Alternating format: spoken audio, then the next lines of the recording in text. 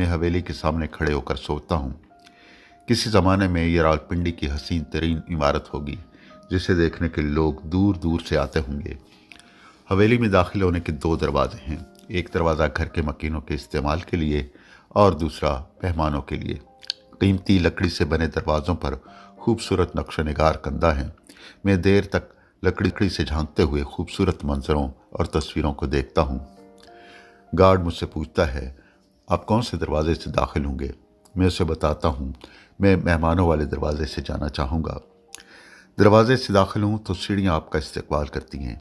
ये सीढ़ियाँ चौथी मंजिल तक जाती हैं। सीढ़ियों पर अंधेरा है। मैं मोबाइल फ़ोन की लाइट जलाकर रोशनी करता हूँ और सीढ़ियाँ चढ़ने लगता हूँ। ऊपर की मंजिल पर दो कमरों में लकड़ी के फर्श बने हैं। कमरों की छतें ऊंची हैं जिन पर खूबसूरत नक्श निगार हैं। कमरों में बड़े बड़े रोशनदान और खिड़कियां